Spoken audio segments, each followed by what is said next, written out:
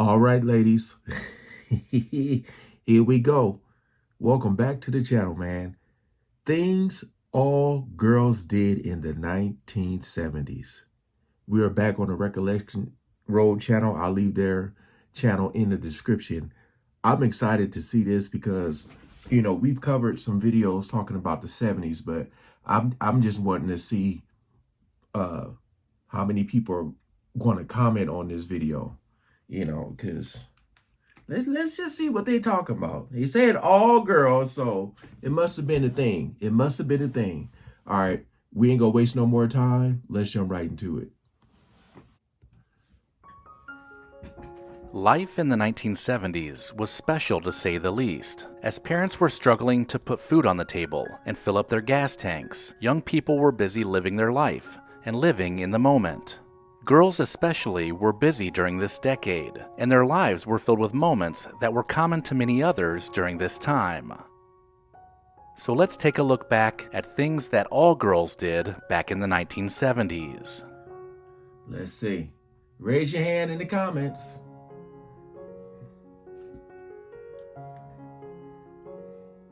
The 1970s brought the world of Laura Ingalls Wilder to life with the show Little House on the Prairie. The pioneer spirit could be found throughout the decade, with young girls being dressed in pioneer-style clothing, from pajamas with matching bonnets to the ruffled plaid shirt with the high neck. These outfits had young girls believing they too could have survived the Oregon Trail, and it also had them absorbing all the books in the Little House on the Prairie series. Is that facts? Women in the 1970s loved their blue eyeshadow. The look added some glam to the otherwise natural tones that dominated the 1970s. The blue eye shades were a holdover from the 1960s, where we saw Elizabeth Taylor play Cleopatra and Andy Warhol paint his famous Blue Marilyn painting. That's right. The trend became even bigger with girls in the 70s. The key difference is that the 70s had disco, which quickly embraced. It's crazy. I feel like all the new kids today, it's like they think they invented trends. Trends have been going on for so long, man. So long. I see people saying stuff and they act like it's like a new word. I'm like, man, they were saying this stuff like 30 years ago. Giving people the credit. The vibrant color and coupled it with metallic finishes.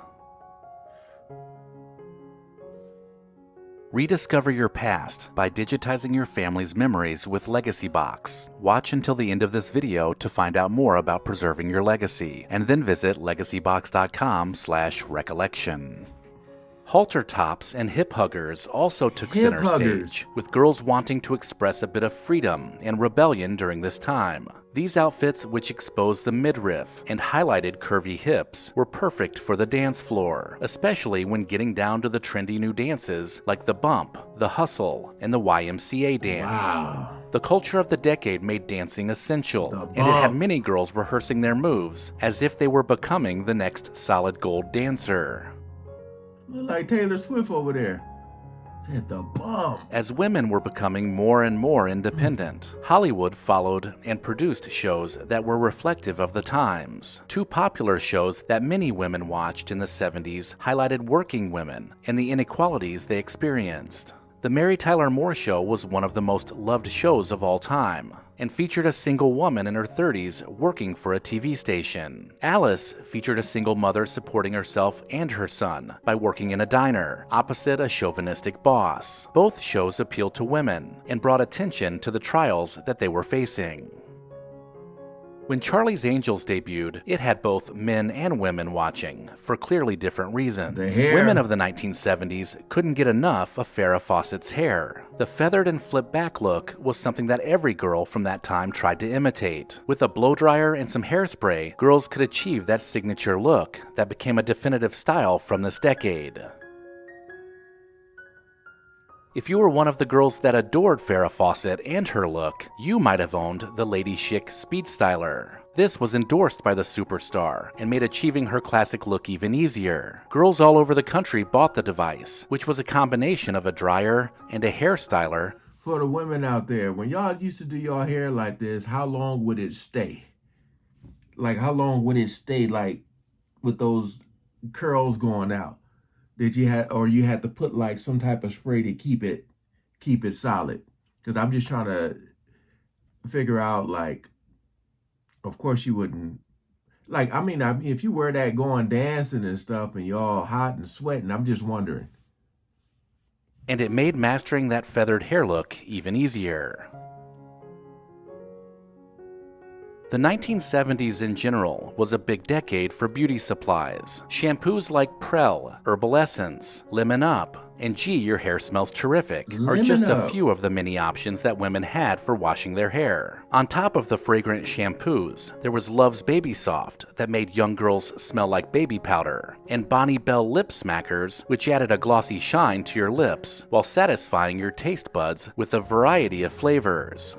Man said Bonnie Bell Lip Smackers. Boy. The epitome of daring fashion in the 1970s has to be the hot pants. These tight, shorty shorts showcased legs for days, making a bold statement anywhere they were worn, which contributed to their name. They were the center of so many heated societal debates that they earned the name hot pants. The fashion trend was another way for women to liberate their bodies and show off more skin. What's the difference between hot pants and Daisy Dukes? Teenagers' bedrooms during the 1970s were often plastered with posters. For teenage girls, it was often posters taken from their favorite teen heartthrob magazine, Tiger Beat.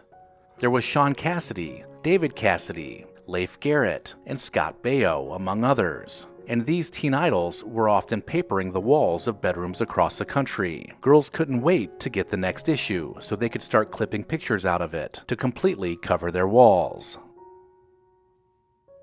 The 1970s was a popular time for teenagers to hang out at a roller skating rink, Yeah, but as look at disco that. came onto the scene, roller disco became all the rage. Skating went from being a pretty leisurely and fun way to spend an evening with friends to a sweaty dance party that went well into the morning hours. This was especially true in larger cities, but even small-town roller rinks were spinning disco records as teenage girls sang along as they circled the rink.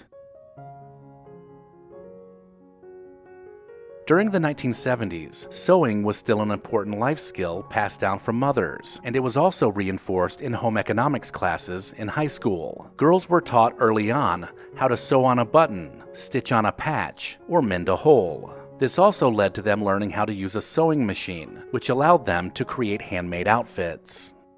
That's what my wife wants to start doing.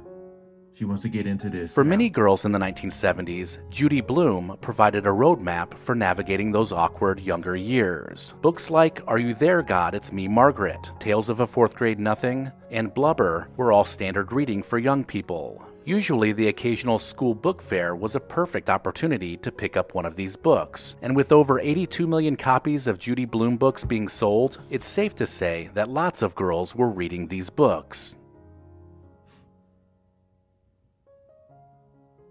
Let me know in the comments if I missed anything, and make sure to sign up for the Recollection Road newsletter using the link in the description.